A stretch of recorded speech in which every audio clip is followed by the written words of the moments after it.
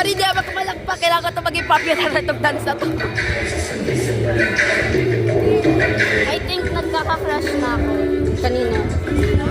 Kanino? Kanino?